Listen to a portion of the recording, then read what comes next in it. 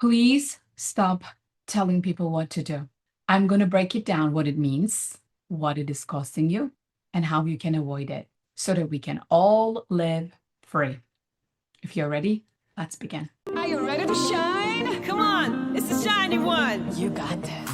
Welcome to the Shiny Minds Show with Dr. Shiny. Today, I want to talk to you about why telling people what to do is not helping you, is not helping them, is not helping anyone in the world, is not serving the world, and why you should stop it, how you can stop it, and what are some tools that you can stop it so that you can avoid making the same mistake.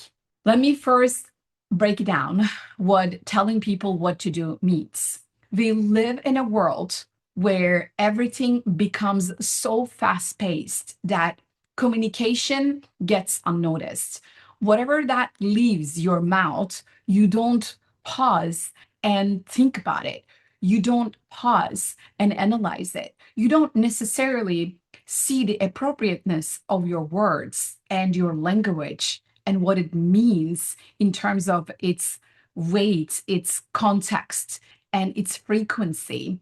If you don't have the tools to analyze all that, you know what you are doing? You're putting yourself at a super high risk. This is super risky. The reason why is because you are damaging people, you are harming people without any intention. I know you don't have that intention. Nobody does. Okay. So let's separate the intention from the behavior from the get go. We are all amazing human beings. We all have the greatest, the softest, the most delicious intentions to help each other, to be efficient, and to live happily ever after. I am not arguing that. That is honorable. So we put the beautiful intention, positive intention in the pocket, and then we analyze the behavior itself. The behavior is when you tell people what to do, especially after hearing what they have shared with you, what they have clearly stated where they are, what they want, what they don't want, especially within that context. If you're still not able to hear them consciously for what it is that they are trying to communicate with you, and then you are simply deleting it, which is an automated internal mental mechanic system. It's a process. You delete information if you are not paying attention to it, if it is not your priority. The way that it works inside your brain is that you value what you value. That's the survival instinct of amygdala. And when you are overpowered by your own survival, survival of your opinions, survival of your ideas and needs and values, whatever that means to you, what happens is you are caught up. You are programmed by your own agenda, by your own needs and desires and whatever you want to see happening. In the case of telling somebody what to do, let's make it super tangible. Let's say you are having a conversation with a friend, okay? And your friend is just sharing with you like how amazing she feels. She feels like she is living the best life. She's living her dreams and that she's exactly where she needs to be, who she needs to be with, doing her business. And she feels fascinated by life and that she loves who she is. And she's real. You can feel it, right? And then what happens in that second is if you are not feeling like you are living your own dream life, you are not very happy with where you are not surrounded by the people that you want to be surrounded by. If you do not have that frequency, you are not going to be able to match that frequency. That's it. That's how the universe works. The language of the universe is frequency, not English or German or Japanese. It's frequency. And we can all understand that, all humanity. A Chinese person walks in, you understand the frequency. A Turkish person like me walks in, you understand the frequency. An Australian person comes and sits with you, and you understand the frequency. So it's not the words, it's the frequency behind it that you need to tune into. And if you don't, you're going to get yourself empowered and programmed by your own unmet needs, by your own agendas, and by your own projections. And you're gonna live there. And then that's a stuck place to be there. That's what we call the fixed mindset. This is not where you want to be. You know why? When you are overpowered by your own unmet needs, when you are listening to your friend, you're going to start judging yourself. See, she's so happy. She's radiant. She's living the life of her dreams, and I am not. I should have done better with my life. It just reminds you who you are, just reminds you where you are, just reminds you how you feel, right? And no wonder your internal mental mechanics is kind of forcing you to resist and forcing you to stay inside your head and fix what is going on inside of you, within you. So when you are not able to manage all these internal mechanics, this automated processes, that shows up as a mismatch. That shows up as control. That shows up as telling people what to do. I'm going to continue from the same example that I shared with you. So you have this friend you heard. She's super happy. She just wants to be heard because she is fascinated by where she is in her life, her journey. And your response is, well, I love hearing your voice and all that. But, not even but, you gotta go back to where you come from. Like you gotta understand what is going on with your roots. And you tell her exactly what you would do in order for you to live the life that you call happy life or dream life. You start telling her, you know what? I've had this the other day, I've had that the other day, and it feels like we need to face what we are ignoring. We need to look and see what we haven't seen, what we haven't looked. And that's a big assumption. It is a huge assumption on your end, telling people what to do and then trying to fix people because you operate from a fixed mindset. You come from your own agenda because you are limited in the way that you see things around you, including people and your friends and what they share with you. And then you try to put them in your box. What's going on in your roots? What's going on at home, right? Go back home. Like, what do you mean? If that person is already telling you that they have achieved the level of dream state and they just want to be heard by that, like, what part of you does not get that? Like, that is the part that I am so frustrated about. Like, why don't we get each other? Why don't we just pause and get the frequency under the very clear words? I mean, sometimes the words are not clear, which happens in our coaching education programs when I teach my coaching students when they are coaching their clients, their coachees in front of them.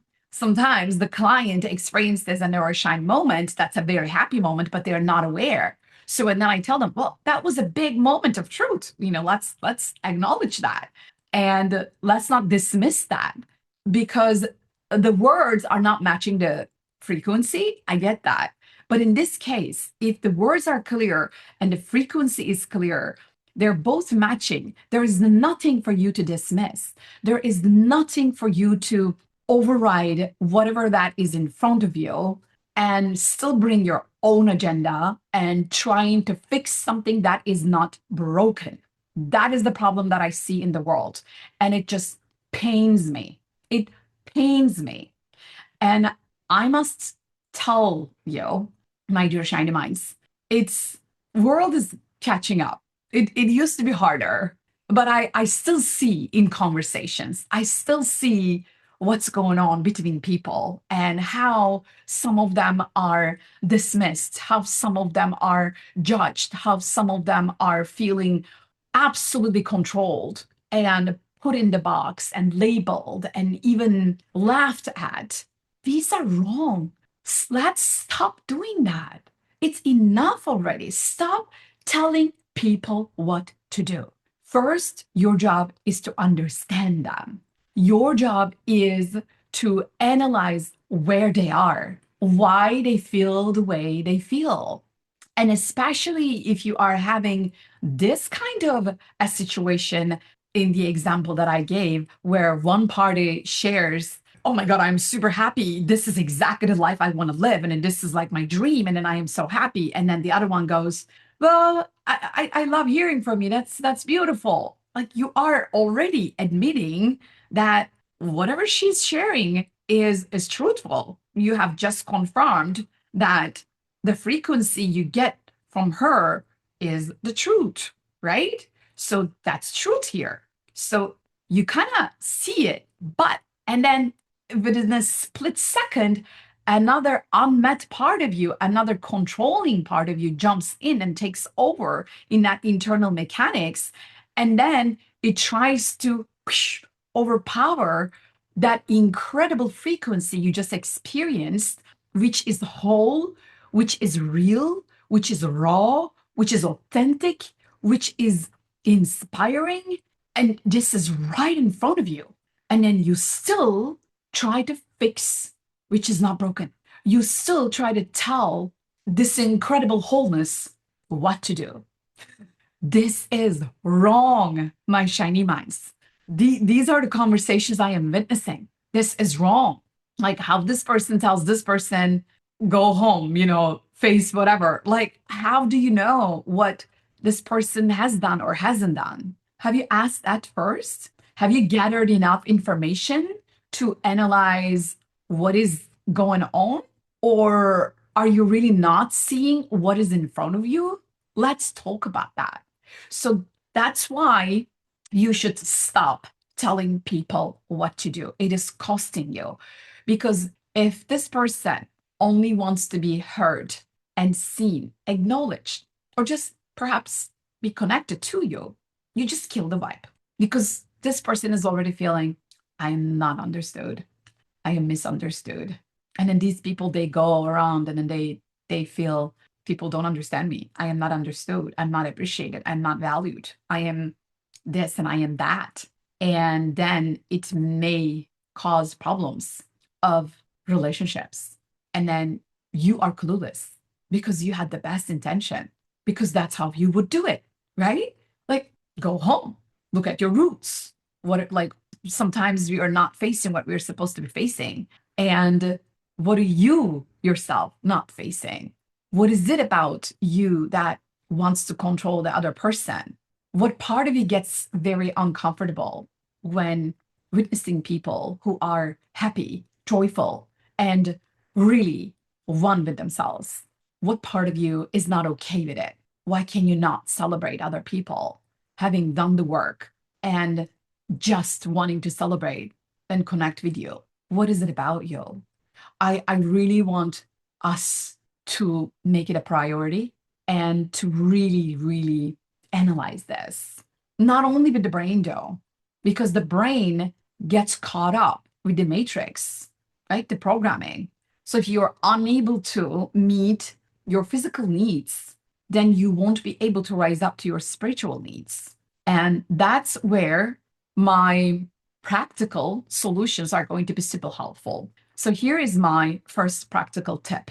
I'm going to bring my formula again. Change equals awareness multiplied by willingness. Awareness is first. You have to be aware. You got to bring awareness. If you're not aware, which in this case, you were not aware, you had the best intention, but you still couldn't match this friend of yours who just wanted to be heard, who just wanted to share. And when you are not able to do this and still not aware, that's dangerous. That's exactly what we experience out in the world, right? That's exactly what's going on. Intentions are good, but behaviors suck. I've done so many of these, okay?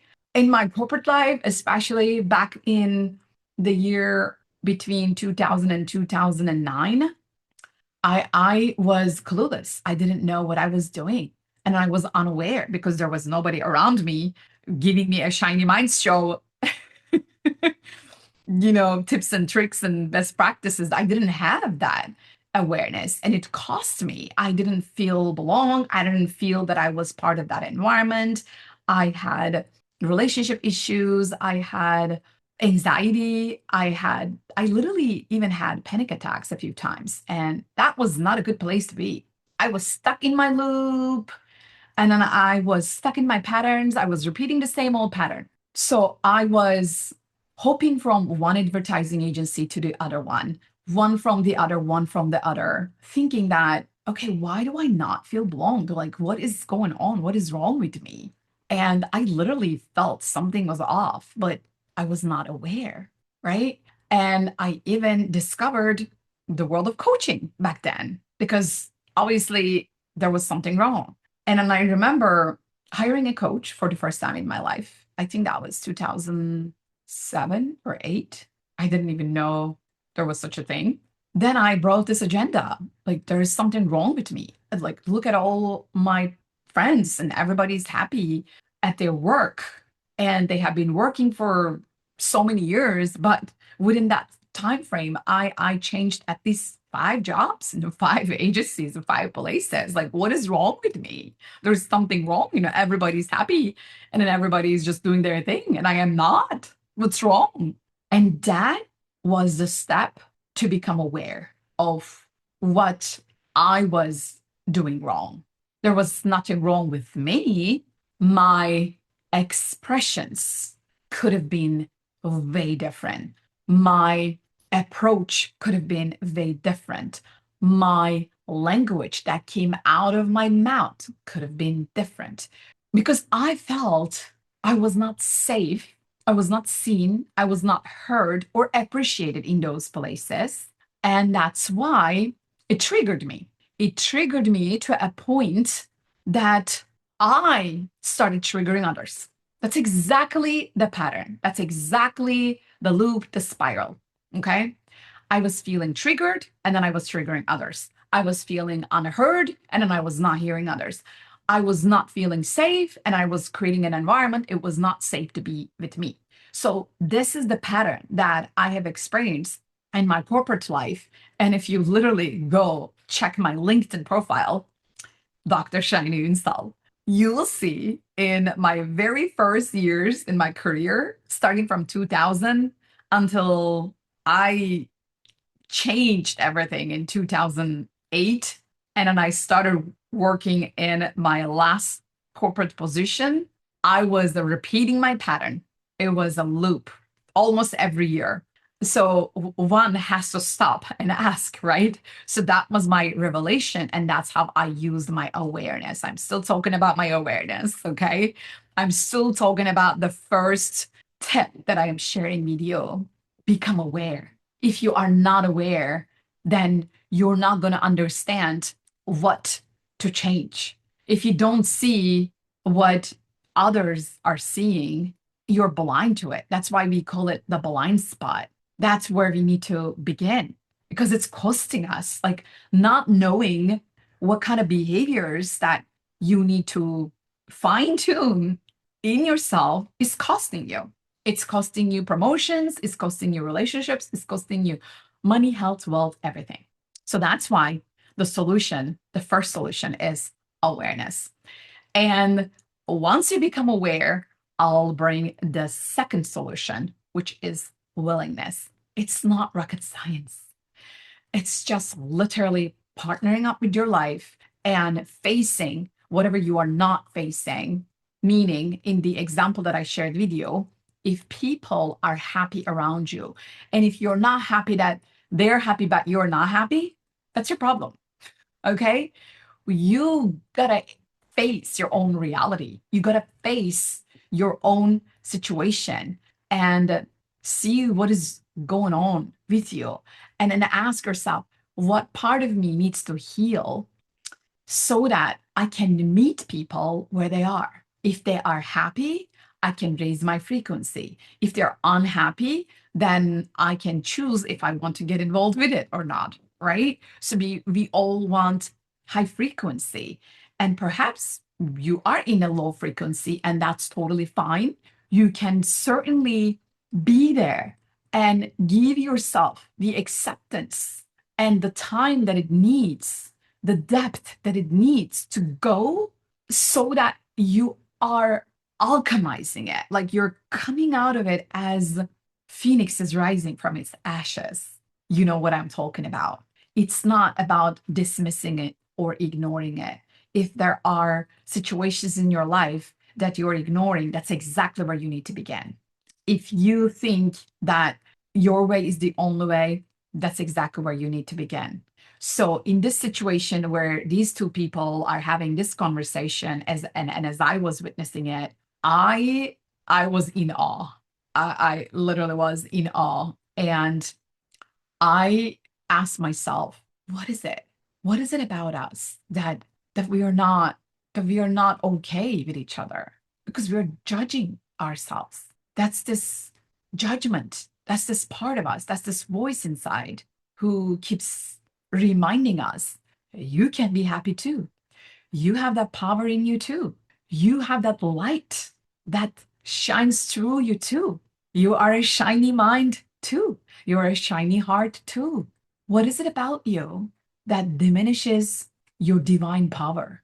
Divinity is super important in your language. Why? Because that's the truth. And divinity is not about religion. Religion is very personal. People choose that path or not. Divinity is something above and beyond that. Divinity is kind of scientific cosmic part of you, that you are a part of this universe. And actually, the universe is a part of you, inside of you. That's the divine light that we're talking about, that we are dismissing. If you are dismissing people who are happy, people who are shining, then you're dismissing your own power within. And that's why the willingness becomes the second tool, because it reminds you you have that power. You just need to face your truths. You just need to remember where you are coming from, how divine and cosmic you are. Once you make that shift, once you have that realization, something is going to align within and something is going to awaken within. And you are going to wake up one day feeling like, wow, this is the life that I chose. I can do whatever I want with it. This is my playground. Love is how I win. And I am going to win every single day by loving myself. Only if I love myself, then I can love on others. So if you are looking for a third practice, a third tip for you to stop telling people what to do is unconditional love. When you tell people what to do, what is the mechanics behind it? Let's look at it. You should do this in order for me to understand you. If you're not doing this, then I will not understand you, right? You are creating the conditions around it. And then that is becoming conditional. That is becoming transactional. And that is damaging our humanity. That is damaging our divinity. We are unconditional beings. We are unconditional light in a human form. I want us to remember this, and I want us to match our behaviors with this truth. The intention is the human intention, but the behavior in this 3D reality, it's got to match the truth that there is unconditional love. So use unconditional love as another tip to fine tune your behaviors and then ask yourself, is my language conditional or unconditional? Is what I am saying to others, is how I'm responding to others a demonstration of unconditional love for myself and for them? Or are there conditions? Can I smell any conditions around it? That's a huge practice that you can take away and apply. So I hope this was a very helpful conversation that you listened, that I had with myself. It was literally a conversation that I had with myself. I feel like I know you are listening, and I know that there is a part of you that feels resonating with it. And if you are resonating with it, I invite you to pause and dig deep inside. Pause without doing anything. Just ask yourself, what is my truth? What is my unconditional love for myself and for others? How can I deepen it? What are the tools I need?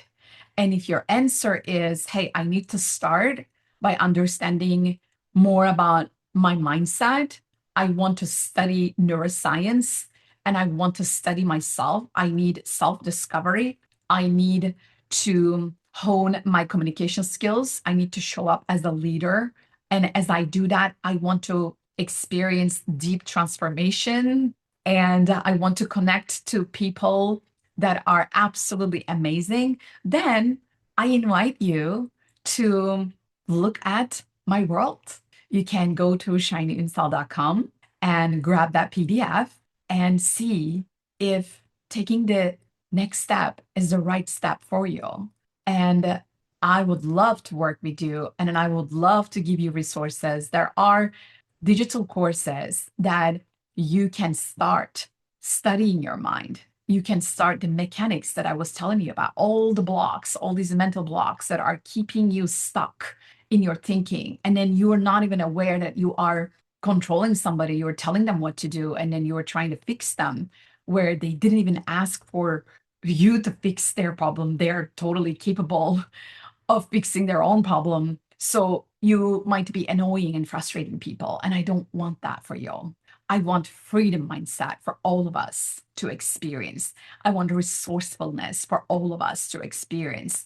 And that's what I teach. That's what I share with you. And then if you feel the resonance, by all means, go to my website, shinyinstall.com, and check out how I might be able to serve you. And you can also go to neuroshinetechnology.com and you will see that I have a faculty of amazing souls who are also teaching my neuro-shine technology. And you can also look at those options if you are resonating with those options. This is also a beautiful path for you to take. So, whatever you choose, make sure you choose something that shines the cosmic light within you.